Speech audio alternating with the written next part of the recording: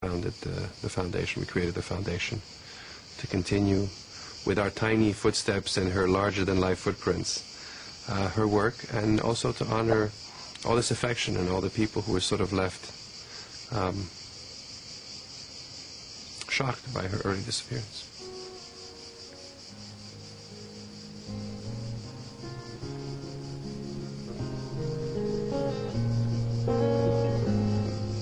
We found out she was ill in November.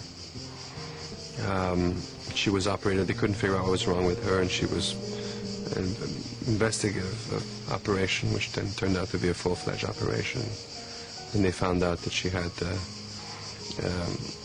colon cancer. At that point, there was nothing more that conventional medicine could do, so we went home and had an extraordinary Christmas. It was her best Christmas, and she said that. And she was,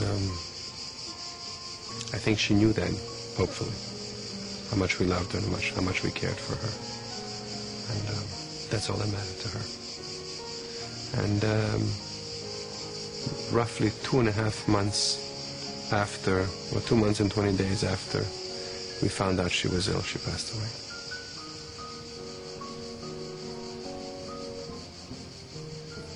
The day of the funeral, there were over 25,000 people lining the streets, which is a lot for a small village like this, and it was all very sober and very quiet and very moving. But I miss you most of all, my darling. When autumn leaves start to fall,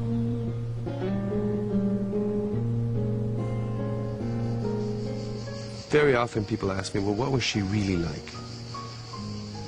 And I think that what you saw on the screen was exactly the way she was in real life.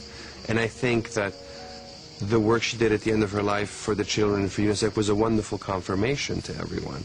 It wasn't just important on face value because she was doing it, but it was also a wonderful confirmation that the twig that everybody had fallen in love with years before had grown up into this beautiful oak tree.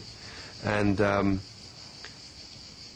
towards the end of her life, she was, as a result of having been a single mom for most of her life and having to provide with the family and a lot of pressure and some disappointments, and this work for UNICEF and what she saw our society doing to our future generations, whether knowingly or unknowingly, I think she became serious and grave at times. But that same person was still there, the sweetness and the gentleness and the softness, yet the strength. She was very much like what you saw on the screen.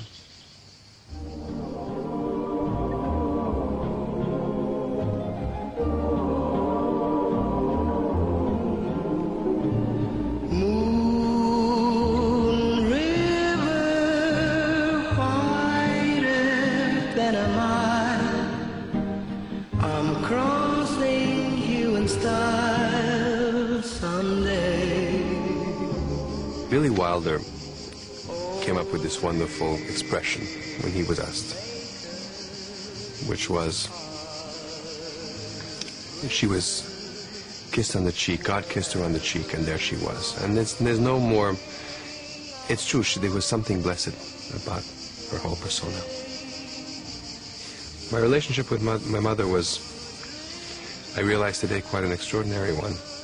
I took it for granted in the sense that she wasn't just my mom, she was my best friend. And I thought that that was sort of normal. And as I grew up, I realized that it was a great gift that we both had. It doesn't happen always that your parent is also your best friend.